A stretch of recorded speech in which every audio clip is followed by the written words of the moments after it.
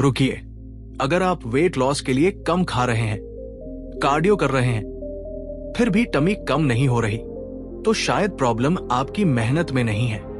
Problem है उस rule में जिस पर आप भरोसा कर रहे हैं। आपको बचपन से सिखाया गया, कैलोरीज कम करो, फैट घटेगा।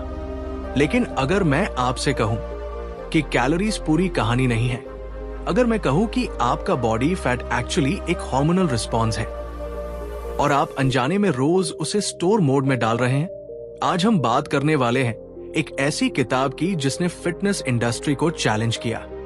एक ऐसी बुक जिसमें ऑथर ने अपने ही शरीर पर फैट गेन किया, रैपिड मसल बिल्ड किया, हार्मोन लेवल्स बदल कर दिखाए और साबित किया बॉडी वीक नहीं है, बॉडी प्रोग्रामेबल है।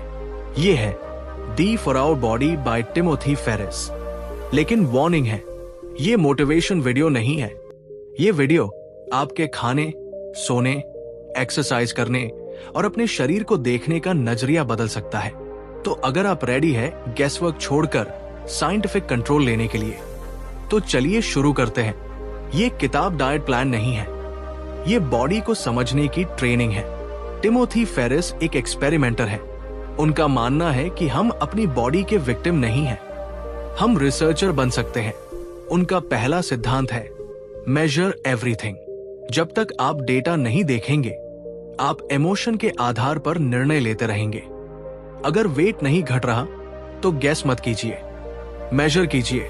लेकिन ध्यान रखिए, ये किताब मोटिवेशन नहीं देती, ये बॉडी को हैक करने की मैनुअल है। कल्पना कीजिए, आपने डाइट की, जिम ज्वाइन किया, कार्डियो किया, कैलोरीज गिनी, लेकिन 3 हफ्तों बाद वेट वही, टमी वही, एनर्जी लो। आप सोचते हैं शायद मेरी जेनेटिक्स खराब है। टिमोथी फेरिस भी कभी ऐसा ही सोचते थे। वो नेचुरली एथलेटिक नहीं थे, लेकिन उन्हें एक ऑब्सेशन था। क्या बॉडी को साइंटिफिकली रीडिजाइन किया जा सकता है? यहीं से शुरू होता है एक्सपेरिमेंट। अध्याय 1, कैलोरीज झूठ नहीं पर अधूरी सच्चाई है। हम सबको सिखाया गया है जितनी कैलोरीज इनकी है उतनी कैलोरीज आउट करो तो वेट लॉस पक्का। सुनने में सही लगता है, लेकिन टिम कहते हैं अगर सिर्फ कैलोरीज मैटर करती तो 1000 कैलोरीज चॉकलेट और 1000 कैलोरीज चिकन का इफेक्ट समान होता। लेकिन ऐसा नहीं है। क्यों? क्योंकि बॉडी कैलकुलेटर नहीं है, वो हार्मोन ड्रिवन सिस्टम है। हर बार जब आप कार्बोहाइड्रेट खाते हैं, जैसे bread, rice, pasta, sugar, juice, तो ब्लड शुगर बढ़ता है और बॉडी इंसुलिन रिलीज करती है।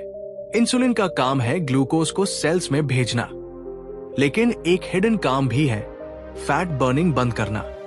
अगर हर समय इंसुलिन हाई है तो बॉडी स्टोर्ड फैट को एनर्जी में कन्वर्ट नहीं करती, फैट बर्निंग रुक जाती है। प्रॉब्लम तब होती है जब इंसुलिन बार बार हाई होता है, तब बॉडी फैट को स्टोर मोड में ले जाती है।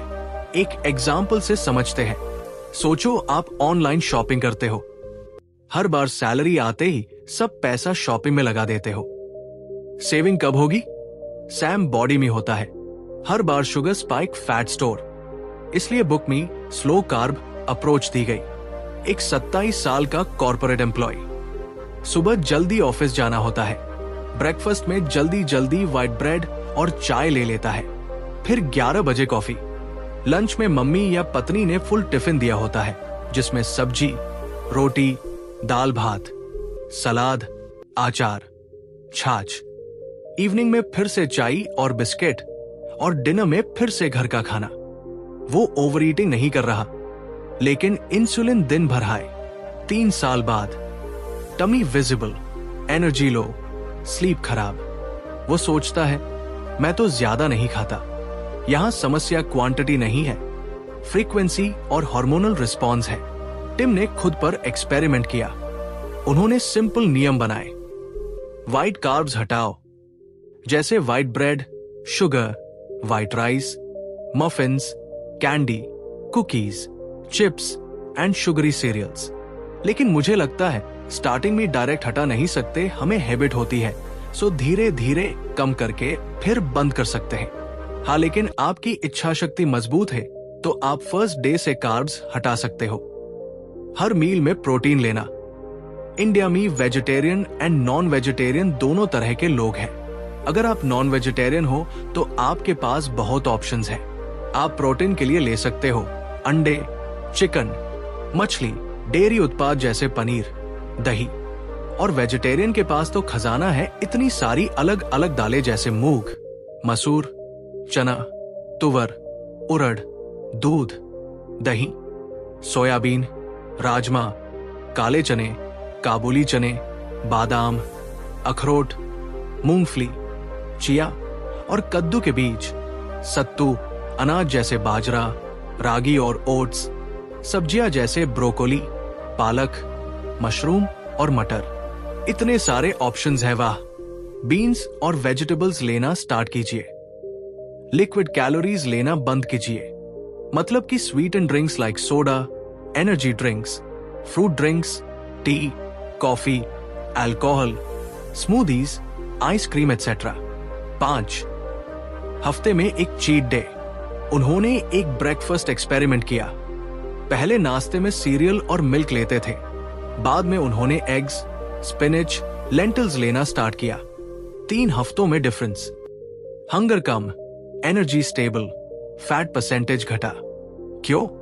क्योंकि प्रोटीन इंसुलिन स्पाइक कम करता है और फाइबर डाइजेशन स्लो करता है। चीट डे का रहस्य, ये सबसे कंट्रोवर्शियल पार्ट है। 6 दिन स्ट्रिक्ट, 7वां दिन full freedom. Pizza, ice cream, dessert allowed. क्यों? क्योंकि बॉडी लंबे समय तक कैलोरी डेफिसिट में रहे तो मेटाबॉलिज्म स्लो हो जाता है। चीट डे लेप्टिन हार्मोन को टेम्परेरीली बूस्ट करता है। ये साइकोलॉजिकल ब्रेक भी देता है। मान लीजिए आप 22 साल के हैं। मंडे टू सैटरडे ब्रेकफास्ट में 2 या 3 एग्स, लंच में दाल, सब्जी और रोटी, डिनर में पनीर, रोटी और सैलड। संडे फ्रेंड्स के साथ बर्गर। अब गिल्ट नहीं, सिस्टम डिजाइन्ड है, action plan for fat loss. अगर आप आज शुरू करना चाहते हैं, रोज एक ही प्रोटीन रिच ब्रेकफास्ट रखें, शुगर ड्रिंक्स बंद करें, बीन्स और दाल शामिल करें, संडे चीट प्लान करें, बॉडी फैट परसेंट मेजर करें। अध्याय 2, cold exposure ice therapy. Book में कोल्ड शावर और आइस बाथ का कॉन्सेप्ट दिया है। लॉजिक क्या है? जब बॉडी ठंडी होती है तो उसे टेम्परेचर मेंटेन करने के लिए एनर्जी जलानी पड़ती है। एनर्जी कहां से आएगी? स्टोर्ड फैट से। एग्जाम्पल, जैसे आपका फोन लो टेम्परेचर में बैटरी फास्ट लूज करता है, बॉडी भी एनर्जी जलाती है। लेकिन ये सब केयरफुली करना चाहिए, सबके लिए सेफ नहीं होता। टिमोथी फेरिस ने एक्सट्रीम एक्सपेरिमेंट किया। उन्होंने स्पेसिफिक बॉडी पार्ट्स पर आइस पैक लगाया। Theory, cold exposure brown fat activate करता है। ब्राउन फैट हीट बनाने के लिए एनर्जी बर्न करता है। रिजल्ट, फैट लॉस थोड़ा एक्सेलरेट। लेकिन जरूरी नहीं कि आप आइस बाथ लें। प्रैक्टिकल वर्जन, आप कोल्ड शावर 30 से 60 सेकंड ले सकते हो, या मॉर्निंग वॉक ठंडी हवा में। अध्याय 3, muscle gain geek to freak. Muscle सिर्फ दिखाने के लिए नहीं होता, मसल मेटाबॉलिज्म को तेज करता है। जितना ज्यादा मसल उतनी ज्यादा रेस्टिंग कैलोरी बर्न। लेखक कहते हैं, अगर आप सिर्फ डाइट से वेट घटाओगे तो मसल भी घटेगा, और मसल घटा तो मेटाबॉलिज्म स्लो। उदाहरण, क्रैश डाइट करने के बाद पहले वेट घटता है, फिर जल्दी वापस बढ़ता है। क्यों? क्योंकि मसल लॉस हुआ, मेटाबॉलिज्म स्लो हुआ। सामान्य धारणा यह है कि रोज जिम जाओ, जितना ज्यादा पसीना उतना ज्यादा मसल।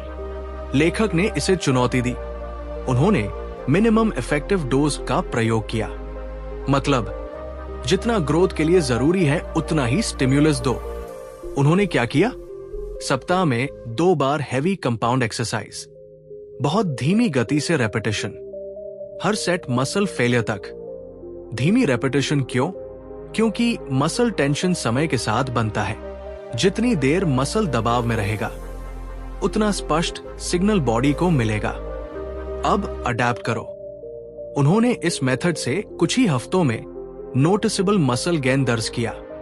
एग्जाम्पल, मान लीजिए आप एग्जाम की तैयारी कर रहे हैं। आप 6 घंटे किताब खोलकर बैठे रहते हैं, लेकिन 3 घंटे फोन चलाते हैं। दूसरा छात्र 1.5 घंटे पूरा फोकस करता है। किसका रिजल्ट बेहतर होगा? जिम में भी यही है। 2 घंटे casual workout versus 30 minute deep controlled intense exercise. Body distraction नहीं समझती, बॉडी सिग्नल समझती है। उन्होंने रोज 2 घंटे जिम नहीं किया, शॉर्ट इंटेंस सेशंस किए।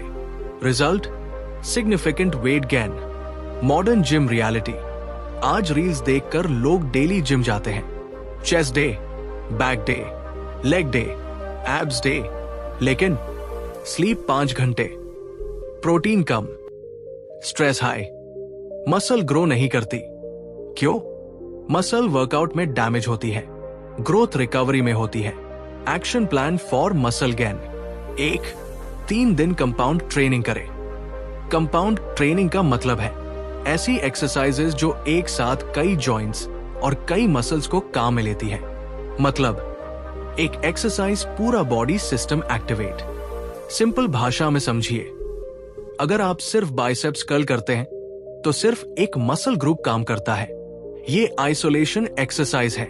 लेकिन अगर आप स्क्वाट करते हैं तो एक साथ थाइस, ग्लट्स, कोर, लोअर बैक सब एक्टिवेट होते हैं। ये कंपाउंड एक्सरसाइज है। कंपाउंड एक्सरसाइज क्या होती है? जिस एक्सरसाइज में 2 या उससे ज्यादा जॉइंट्स मूव हो, 2 या उससे ज्यादा मसल ग्रुप्स काम करें, ज्यादा एनर्जी डिमांड हो, उसे कंपाउंड एक्सरसाइज कहते हैं। Main compound exercises muscle gain के लिए बेस्ट, जैसे squat, deadlift, bench press, overhead press, pullups बटा लैट पुल डाउन, रोज। इन एक्सरसाइजेस में पूरा बॉडी एंगेज होता है। नंबर 2, 7-8 घंटे स्लीप लीजिए। नंबर 3, बॉडी वेट से 2 गुना प्रोटीन लीजिए। अगर आपका वेट 50 किलो है तो 100 ग्राम प्रोटीन लीजिए। नंबर 4, सैम एक्सरसाइजेस 8 से 12 वीक्स फॉलो करें। नंबर 5, प्रोग्रेस फोटो लें। अध्याय 4, पग स्टैक। पग स्टैक आखिर है क्या? पग कोई जादुई पाउडर नहीं है। ये 4 अलग अलग सप्लीमेंट्स का कॉम्बिनेशन है। Policosanol, alpha lipoic acid, green tea extract, garlic extract. लेखक टिमोथी फेरिस ने अपनी किताब दी 4 आवर बॉडी में इसे फैट लॉस एक्सपेरिमेंट के रूप में टेस्ट किया। इसे इजी तरीके से समझिए। मान लीजिए फैट लॉस एक कार है। कार चलाने के लिए क्या चाहिए? इंजन, फ्यूल और ड्राइवर। अब सोचिए, अगर कार में इंजन ही नहीं है तो टर्बो लगाकर क्या फायदा? Diet is equal to engine, exercise is equal to fuel, pug is equal to turbo. Turbo तभी काम करेगा जब इंजन पहले से सही हालत में हो। अगर आप सुबह बिस्किट, दोपहर राइस, शाम कोल्ड ड्रिंक और रात में पिज्जा खा रहे हैं तो पग कुछ नहीं करेगा। पग एक्चुअली क्या करता है? ये मेटाबॉलिज्म को थोड़ा सपोर्ट करता है। ग्रीन टी एक्सट्रैक्ट हल्का फैट ऑक्सीडेशन बढ़ा सकता है। Alpha lipoic acid insulin sensitivity improve कर सकता है। गार्लिक हार्ट हेल्थ सपोर्ट कर सकता है। पॉलीकोसेनॉल कोलेस्ट्रॉल रेगुलेशन में मदद कर सकता है। मतलब ये बॉडी को थोड़ा एफिशिएंट बना सकता है, लेकिन फैट बर्न खुद से स्टार्ट नहीं करेगा। रियल लाइफ एग्जाम्पल से समझते हैं। 2 लोग हैं, पर्सन ए और बी दोनों पग स्टैक ले रहे हैं। पर्सन ए का diet clean, protein high, sleep proper, workout consistent है। वही पर्सन बी की रैंडम डाइट, नो वर्कआउट और लेट नाइट लाइफस्टाइल है। रिजल्ट, पर्सन ए को थोड़ा एक्स्ट्रा बूस्ट मिलेगा, पर्सन बी को ऑलमोस्ट कोई विजिबल फर्क नहीं दिखेगा। सबसे बड़ा लेसन, पीपल शॉर्टकट ढूंढते हैं। कोई पिल दे दो जिससे फैट जल जाए, लेकिन बॉडी ऐसे काम नहीं करती। फैट लॉस का बेस है insulin control, protein intake, strength training, sleep. Supplement सिर्फ फिनिशिंग टच है। सिंपल रूल, पहले 80% सिस्टम सही करो, फिर 20% इंप्रूवमेंट के लिए सप्लीमेंट सोचो। अध्याय 5, टेस्टोस्टेरोन और हार्मोन्स। टिमोथी फेरिस ने ब्लड टेस्ट्स करवाए। उन्होंने पाया स्लीप इंप्रूव करने से, स्ट्रेंथ ट्रेनिंग से, हेल्दी फैट से टेस्टोस्टेरोन लेवल बढ़ सकता है। लेखक ने अपने टेस्टोस्टेरोन लेवल टेस्ट किए। लाइफस्टाइल चेंजेस, सप्लीमेंट और रेजिस्टेंस ट्रेनिंग के बाद लेवल में सिग्निफिकेंट वृद्धि दिखाई दी। संदेश: हार्मोन स्थायी नहीं, वे लाइफस्टाइल रिस्पॉन्सिव है। लेट नाइट लाइफस्टाइल असली समस्या कहाँ है? मान लीजिए रात 2 बजे तक आप फोन स्क्रॉल कर रहे हैं, रील्स, शॉर्ट्स, चैटिंग, फिर सुबह अलार्म बजता है, आप 3 बार स्नूज करते हैं, जल्दी जल्दी तैयार होकर 1-2 कप नहीं 3 कप कॉफी पी लेते हैं। आपको लगता है मैं मैनेज कर रहा हूं, लेकिन अंदर क्या हो रहा है? बॉडी के अंदर की कहानी। जब आप कम सोते हैं, एक बॉडी स्ट्रेस में चली जाती है।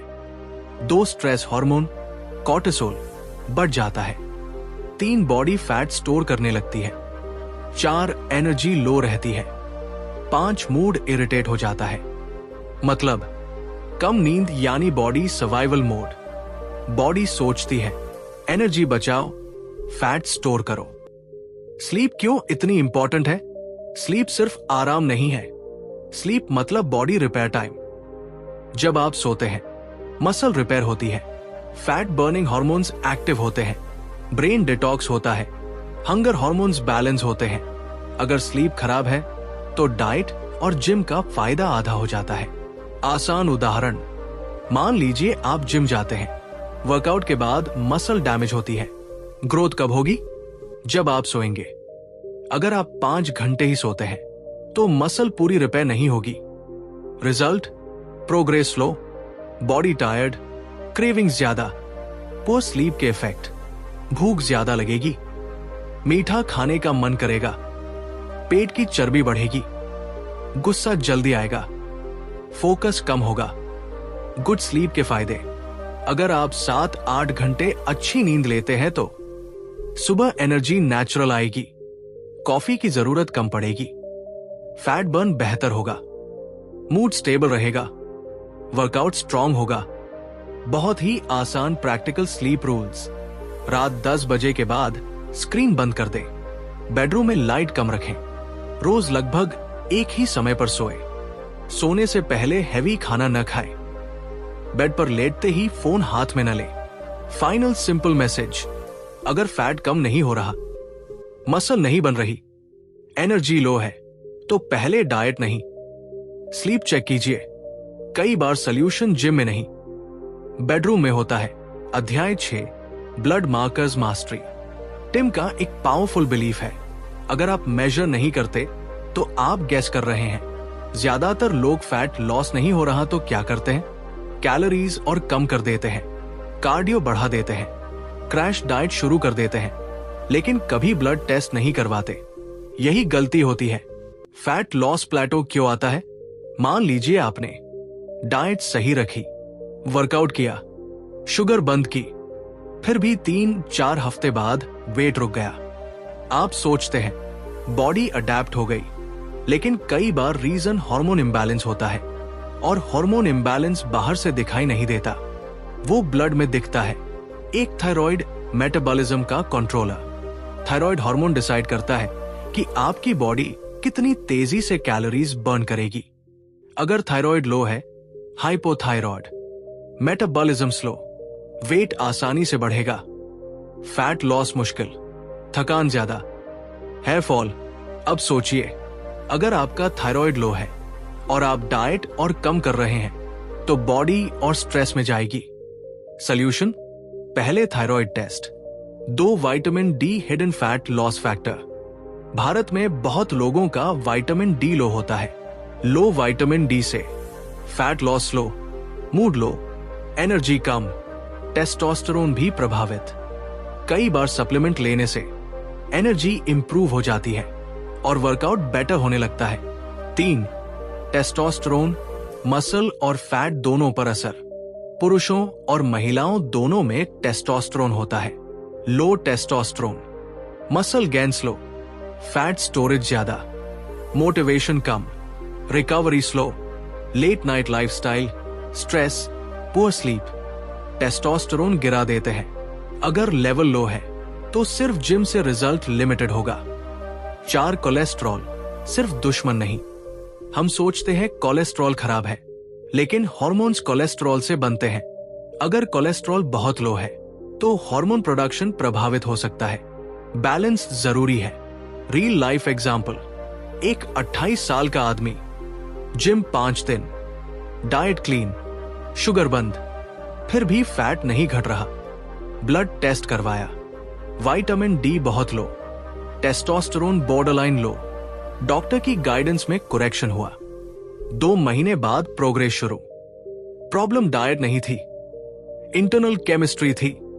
सबसे बड़ा लेसन, फैट लॉस हमेशा विल पावर की प्रॉब्लम नहीं है। कई बार ये बाइंस की प्रॉब्लम है। ब्लाइंड डाइटिंग बंद करें, स्मार्ट टेस्टिंग शुरू करें, प्रैक्टिकल एक्शन प्लान। अगर आप 6-8 हफ्तों से प्लेटो पर हैं, थायराइड पैनल करवाएं, विटामिन डी चेक करें, टेस्टोस्टेरोन जरूरत अनुसार, फास्टिंग ब्लड शुगर डॉक्टर से डिस्कस करें, सेल्फ मेडिकेशन न करें। सिंपल फॉर्मूला, डाइट, वर्कआउट और स्लीप पर ध्यान दें। अगर फिर भी रिजल्ट नहीं तो ब्लड चेक। बॉडी बाहर से दिखती है, लेकिन कंट्रोल अंदर से होता है। अध्याय 7, फीमेल फैट लॉस, D4 और बॉडी से, जहां टिमोथी फेरिस बताते हैं कि महिलाओं का फैट लॉस सीधा सीधा लिनियर नहीं होता, क्योंकि उनका हार्मोनल साइकिल अलग तरह से काम करता है। अब इसे बिल्कुल क्लियर तरीके से समझते हैं। सबसे पहले समझिए, फीमेल बॉडी लिनियर नहीं है। पुरुषों में हार्मोन्स कंपैरेटिवली स्टेबल रहते हैं, लेकिन महिलाओं में हर महीने हार्मोनल साइकिल बदलता है। एक सामान्य मेंस्ट्रुअल साइकिल लगभग 28 दिनों का होता है, किसी में 26-32 भी हो सकता है। इस साइकिल के 4 मुख्य फेज होते हैं। 1 menstrual phase, 2 follicular phase, 3 ovulation, 4 luteal phase. हर फेज में हार्मोन्स अलग बिहेव करते हैं और वही वेट पर असर डालते हैं। 1 मेंस्ट्रुअल फेज, पीरियड के दिन, इस समय एस्ट्रोजन और प्रोजेस्टेरोन दोनों लो होते हैं। क्या होता है? बॉडी थकी हुई महसूस कर सकती है, वाटर रिटेंशन पहले से मौजूद हो सकता है, वेट स्केल थोड़ा ज्यादा दिखा सकता है, लेकिन इसका मतलब फैट बढ़ा नहीं है। ये मोस्टली वाटर वेट है। 2 फॉलिक्यूलर फेज, पीरियड के बाद वाले 7-10 दिन, ये फैट लॉस के लिए सबसे अच्छा फेज माना जाता है। क्यों?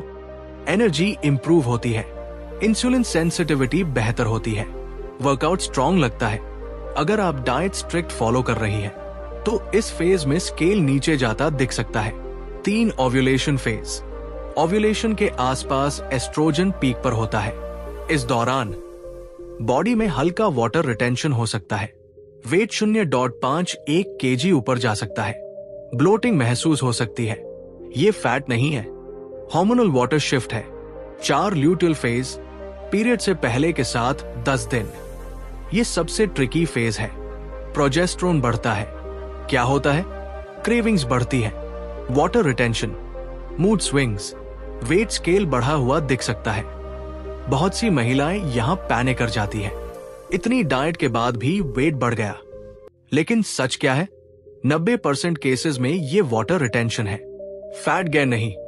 रियल लाइफ एग्जाम्पल, मान लीजिए एक महिला 60 किलोग्राम है, वीक 1, पीरियड के बाद, weight 59.2 kilogram, week 2, 58.8 kilogram, week 3, ovulation, 59.5 kilogram, week 4, before period, 60 kilogram. वो सोचती है मैं वापस वही आ गई, लेकिन पीरियड खत्म होने के 2-3 दिन बाद वेट फिर 58.8 या 59 के आसपास आ जाता है। ये फैट नहीं था, वाटर फ्लक्चुएशन था। डेली वेट इमोशनल डिसीजन क्यों गलत है? अगर आप रोज स्केल देखेंगी तो साइकिल के कारण नंबर्स ऊपर नीचे होंगे।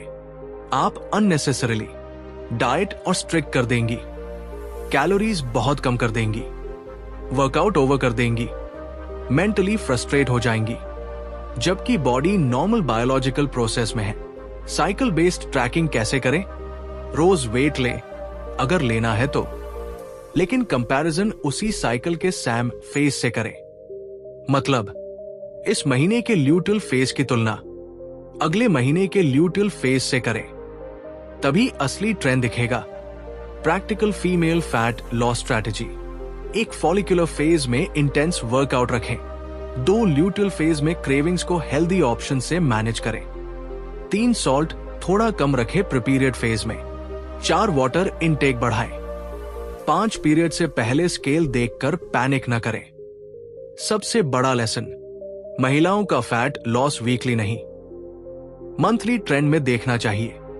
अगर आप हर 7 दिन में रिजल्ट चाहेंगी तो फ्रस्ट्रेट होंगी। अगर आप 3 महीने का साइकिल ट्रेंड देखेंगी तो क्लैरिटी मिलेगी। Simple message, weight increase is not equals to fat gain. Hormone fluctuation is equals to temporary water weight. Patience और साइकिल अवेयरनेस से ही स्मार्ट फैट लॉस जाना जा सकता है। अध्याय 8, swimming efficiency, technique over effort. Timothy Ferriss swimming में बहुत अच्छे नहीं थे। वो ज्यादा एनर्जी लगाते थे लेकिन स्पीड कम थी। मतलब ज्यादा मेहनत कम रिजल्ट। अब उन्होंने क्या किया? उन्होंने किसी रैंडम प्रैक्टिस की जगह एक प्रोफेशनल स्विमिंग कोच हायर किया। कोच ने क्या सिखाया? बॉडी पोजीशन ठीक करो, स्ट्रोक स्मूथ करो, वाटर रेजिस्टेंस कम करो, ब्रीदिंग रिदम इंप्रूव करो। और हुआ क्या? सैम एनर्जी में डबल स्पीड। मतलब एफर्ट वही, रिजल्ट ज्यादा। असली बात क्या है? स्विमिंग में प्रॉब्लम मेहनत की नहीं थी, प्रॉब्लम टेक्निक की थी। वो पानी को गलत एंगल से पुश कर रहे थे, एनर्जी वेस्ट हो रही थी। जब टेक्निक सुधरी तो एफर्ट एफिशिएंट हो गया। इसे लाइफ में समझिए। मान लीजिए 2 लोग जिम जाते हैं। पर्सन पी 1 घंटा कार्डियो, रैंडम एक्सरसाइजेस और daily gym.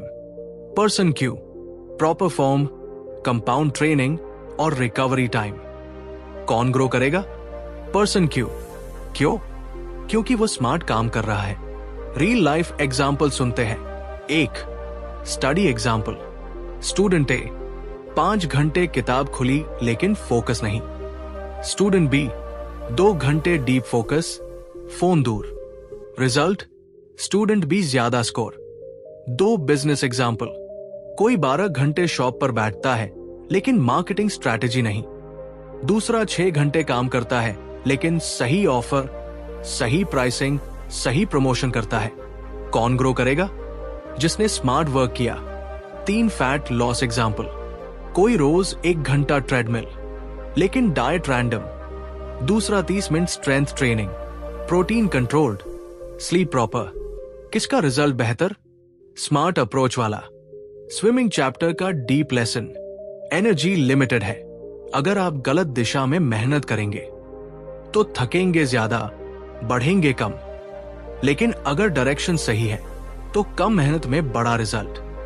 Minimum effective dose concept Timothy Ferriss का फेवरेट आइडिया है। मिनिमम इफेक्टिव डोज मतलब इतना करो जिससे रिजल्ट आए, उससे ज्यादा अननेसेसरी है। आप आज से क्या करें? जो भी स्किल सीख रहे हैं पहले टेक्निक सीखें, रैंडम प्रैक्टिस बंद करें, एक्सपर्ट से बेसिक करेक्शन ले, वीडियो रिकॉर्ड करके फॉर्म चेक करें, प्रोग्रेस मेजर करें, सिर्फ एफर्ट नहीं। Final simple message, hard work important है लेकिन ब्लाइंड हार्ड वर्क वेस्ट है। पहले सिस्टम समझो फिर मेहनत करो। स्विमिंग चैप्टर हमें सिखाता है स्पीड एफर्ट से नहीं, एफिशिएंसी से आती है। अध्याय 9, इंजरी रिकवरी। टिमोथी फेरिस ये दिखाते हैं कि चोट लगने के बाद बॉडी को छोड़ देना ही एकमात्र रास्ता नहीं होता। आम सोच क्या है?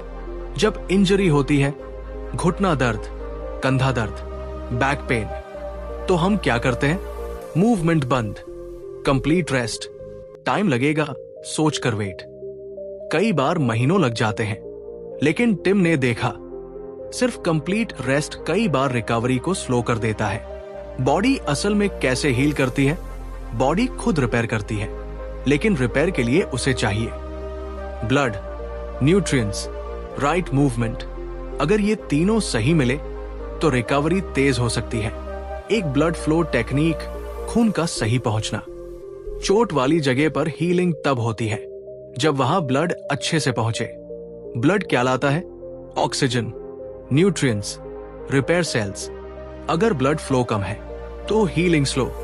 इजी एग्जांपल, मान लीजिए आपको नी इंजरी है। अगर आप पूरा दिन बैठे रहें तो नी तक ब्लड कम पहुंचेगा। लेकिन अगर आप हल्की मूवमेंट करें, जैसे स्लो वॉकिंग, जेंटल बेंडिंग, तो ब्लड सर्कुलेशन बढ़ेगा। रिजल्ट, हीलिंग तेज। 2 स्पेसिफिक न्यूट्रिशन अंदर से रिपेयर। चोट लगने पर बॉडी को एक्स्ट्रा न्यूट्रिशन चाहिए। क्यों? क्योंकि बॉडी टिश्यू रिपेयर कर रही होती है। Important nutrients, protein tissue repair के लिए, vitamin C healing support, minerals recovery process में मदद। अगर आप इंजरी के समय भी कम खा रहे हैं या जंक खा रहे हैं तो हीलिंग स्लो होगी। सिंपल रियल लाइफ एग्जांपल, 2 लोग इंजर्ड है। पर्सन ए एक्सरसाइज नहीं कर रहा तो खाना भी कम। पर्सन बी एक्सरसाइज कम है लेकिन प्रोटीन और न्यूट्रिशन सही। किसकी रिकवरी तेज होगी? पर्सन बी की। 3 टारगेटेड मूवमेंट, सही डायरेक्शन में मूवमेंट। टारगेटेड मूवमेंट का मतलब पूरी बॉडी को नहीं, सिर्फ सेफ और करेक्ट मूवमेंट करना। उदाहरण, knee injury upper body training plus light knee movement. Shoulder injury lower body workout plus shoulder mobility. Complete inactivity body को स्टिफ बना देती है। एग्जाम्पल, जिम में शोल्डर पेन हो गया। गलती क्या करते हैं? पूरा जिम बंद। 1 महीने इनएक्टिविटी, वापसी में पेन ज्यादा। स्मार्ट अप्रोच क्या है? Shoulder rest, legs plus core training चालू, light mobility exercises. Result, strength बनी रहती है, रिकवरी बेहतर होती है, बॉडी अडेप्टेबल है। इसका मतलब बॉडी फ्रेजाइल नहीं है, बॉडी एडजस्ट करना जानती है। अगर आप उसे सही सिग्नल देंगे, सही न्यूट्रिशन देंगे, सही मूवमेंट देंगे तो वो खुद को रिपेयर करना सीख लेती है। इंजरी रिकवरी का सबसे बड़ा लेसन, चोट का मतलब एंड नहीं है, गलत अप्रोच का मतलब डिले है, कंप्लीट रेस्ट मतलब फास्ट रिकवरी नहीं होता। स्मार्ट रेस्ट और मूवमेंट से बेटर रिकवरी होती है। Simple practical action steps, injury के समय प्रोटीन कम न करें, कंप्लीटली इनएक्टिव न हो, सेफ मूवमेंट चालू रखें, ब्लड फ्लो बढ़ाने वाली हल्की एक्टिविटी करें, पेन को इग्नोर न करें लेकिन डरे भी नहीं। Final simple message, healing magic से नहीं होती, हीलिंग सिस्टम से होती है। बॉडी टूटती नहीं है आसानी से, बॉडी सीखती है। अगर आप उसे सही तरीके से गाइड करें तो रिकवरी आपके सोच से तेज हो सकती है। अध्याय 10, रैपिड फैट गेन एक्सपेरिमेंट। इस एक्सपेरिमेंट में टिम फेरिस ने जानबूझकर ओवरईट किया, मतलब जानकर ज्यादा खाना खाया ताकि देखे बॉडी कैसे रिएक्ट करती है। एक्सपेरिमेंट का पर्पस क्या था? हम सबको लगता है 2-3 दिन ज्यादा खा लिया पूरा फैट बढ़ गया, लेकिन क्या सच में ऐसा होता है? इसी को टेस्ट करने के लिए ये एक्सपेरिमेंट किया गया। रैपिड वेट गेन में क्या होता है? जब आप अचानक बहुत ज्यादा कार्ब्स और कैलोरीज लेते हैं तो बॉडी में 3 चीजें होती हैं। एक, ग्लाइकोजन स्टोरेज बढ़ता है। ग्लाइकोजन कार्ब्स का स्टोर्ड ये मसल्स और लिवर में स्टोर होता है। 1 ग्राम ग्लाइकोजन के साथ लगभग 3-4 ग्राम पानी अटैच होता है। मतलब अगर आपने ज्यादा कार्ब्स खाए, ग्लाइकोजन बढ़ा, उसके साथ पानी भी स्टोर हुआ। स्केल पर 1-2 केजी वेट तुरंत बढ़ सकता है, लेकिन वो प्योर फैट नहीं है। 2, water retention. High carb plus high salt intake से बॉडी एक्स्ट्रा पानी होल्ड करती है। फेस, बेली ब्लोटेड लग सकते हैं, वेट टेम्परेरीली बढ़ जाता है। 2-4 दिन नॉर्मल खाने पर यह वाटर निकल भी सकता है। 3, एक्चुअल फैट गेन। फैट तभी सिग्निफिकेंट बढ़ता है जब लगातार कैलोरी सरप्लस रहे, कई दिनों हफ्तों तक ओवरईट हो। 1-2 दिन चीट मील से 1-2 केजी प्योर फैट नहीं बन जाता। वो मैथमेटिकली पॉसिबल भी नहीं है। स्केल क्यों धोखा देता है? स्केल सिर्फ टोटल वेट दिखाता है, स्केल ये नहीं बताता कि कितना फैट है। इसलिए इमोशनल रिएक्शन गलत हो सकता है। Big lesson, single day weight spike से पैनिक मत करो। ट्रेंड देखो, डेली फ्लक्चुएशन नहीं। ओवर ईटिंग के बाद 3-4 दिन नॉर्मल रूटीन फॉलो करो। बॉडी अडेप्टेबल है, वेट फ्लक्चुएट करता है, फैट गेन स्लो प्रोसेस है। Real take away, weight increase हमेशा फैट नहीं होता, कभी कभी वो सिर्फ वाटर, ग्लाइकोजन, टेम्पररी स्टोरेज होता है। इमोशन से रिएक्ट मत करो, डेटा और ट्रेंड से डिसीजन लो। अध्याय 11, फर्टिलिटी परफॉर्मेंस। हम अक्सर हेल्थ को सिर्फ 6 पैक या वेट लॉस से जोड़ देते हैं, लेकिन असली हेल्थ अंदर से कैसी है ये पता चलता है हार्मोन बैलेंस और फर्टिलिटी से। 1. फर्टिलिटी क्या बताती है? फर्टिलिटी प्रजनन क्षमता, बॉडी का एक सिग्नल है कि हार्मोन्स सही काम कर रहे हैं, न्यूट्रिशन एडिक्वेट है, स्ट्रेस ज्यादा नहीं है, बॉडी सर्वाइवल मोड में नहीं है। अगर बॉडी को लगे कि सुरक्षित नहीं हूं, बहुत स्ट्रेस, क्रैश डाइटिंग, नींद की कमी, तो वो रिप्रोडक्टिव सिस्टम को स्लो कर देती है। 2. 6 पैक लेकिन हार्मोन खराब। कई लोग एक्सट्रीम डाइटिंग करते हैं, बहुत कम calories, low fat diet, over exercise, 5-6 घंटे की नींद। रिजल्ट, विमेन में इरेगुलर पीरियड्स, मेन में low testosterone, mood swings, hair fall, low libido. मतलब बॉडी बाहर से फिट दिख रही है लेकिन अंदर से कमजोर हो रही है। 3. न्यूट्रिशन का रोल, हार्मोन्स बनाने के लिए बॉडी को चाहिए हेल्दी फैट्स, घी, nuts, seeds, protein, micronutrients, vitamin D, zinc, iron, proper carbs. अगर डाइट बैलेंस्ड है तो hormone stable, energy stable, fertility better, performance better. 4. Stress और स्लीप का असर।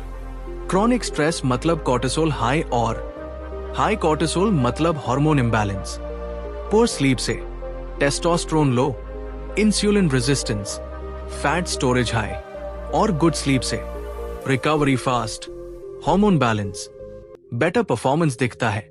5. बिग लेसन, हेल्थ का मतलब सिर्फ वेट कम करना नहीं, health energy plus hormone balance plus reproductive health plus mental stability. अगर फर्टिलिटी सिग्नल्स ठीक है तो समझिए बॉडी अंदर से स्ट्रांग है। कोर फिलॉसफी बॉडी लैबोरेटरी है। इस पूरी किताब का सार क्या है? आपकी बॉडी कोई गेसिंग गेम नहीं है, वो एक लैबोरेटरी है जहां आप खुद साइंटिस्ट हैं। 1. मेजर एवरीथिंग, सब मापो, इमोशन से नहीं डेटा से देखो। मतलब वेट ट्रैक करो, वेस्ट मेजर करो, स्लीप आवर्स लिखो, प्रोटीन इनटेक नोट करो, वर्कआउट प्रोग्रेस रिकॉर्ड करो। क्यों? क्योंकि दिमाग धोखा देता है, डेटा सच बताता है। आपको लगेगा मैं तो कम खा रही हूं, लेकिन जब ट्रैक करेंगे तो पता चलेगा कैलोरीज ज्यादा है। 2. मिनिमम इफेक्टिव डोज खोजो। इसका मतलब है सबसे कम एफर्ट में सबसे ज्यादा रिजल्ट। एग्जाम्पल, 2 घंटे जिम जरूरी नहीं, 40 मिनट सही कंपाउंड वर्कआउट काफी है। एक्सट्रीम डाइट जरूरी नहीं, सिंपल कैलोरी कंट्रोल काम कर सकता है। आइस बाथ जरूरी नहीं, 30 सेकंड कोल्ड शावर भी काफी है। मतलब ओवरडू मत करो, स्मार्ट बनो। 3. एक्सपेरिमेंट करो। हर बॉडी अलग है, जो आपके फ्रेंड पर काम करता है जरूरी नहीं आप पर भी करे। तो क्या करें? 2-4 हफ्ते एक मेथड फॉलो करो, रिजल्ट देखो, एडजस्ट करो। ये साइंटिफिक अप्रोच है। 4. इमोशन से नहीं डेटा से डिसीजन। गलती कहां होती है?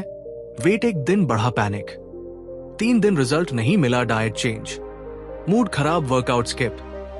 ये इमोशनल डिसीजन है। साइंटिस्ट माइंडसेट क्या कहता है? ट्रेंड देखो, सिंगल डे नहीं, फाइनल सार, बॉडी मशीन नहीं, लैबोरेटरी है। आप साइंटिस्ट हो, गेसिंग नहीं, टेस्टिंग करो, ओवरथिंकिंग नहीं, मेजरिंग करो। जब आप ऐसा सोचने लगते हैं, फिटनेस स्ट्रगल नहीं रहता, वो एक कंट्रोल्ड एक्सपेरिमेंट बन जाता है।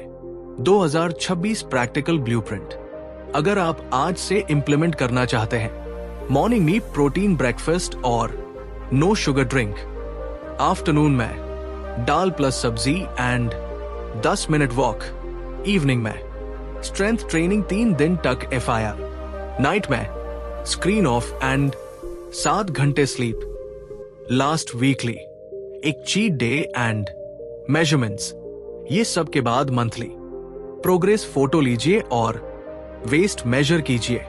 फाइनल मैसेज, आप ब्रोकन जेनेटिक्स नहीं हैं, आप अनऑप्टिमाइज्ड सिस्टम है। फैट आपकी कमजोरी नहीं, वो हार्मोनल रिस्पॉन्स है। मसल इम्पॉसिबल नहीं, वो स्टिम्युलस प्लस रिकवरी है। एनर्जी कॉफी और टी से नहीं, स्लीप से मिलती है। बॉडी स्टबर्न नहीं, वो रिस्पॉन्सिव है। अगर आप इस नॉलेज को सीरियसली अप्लाई करें तो 3 महीने में ड्रामेटिक चेंज संभव है।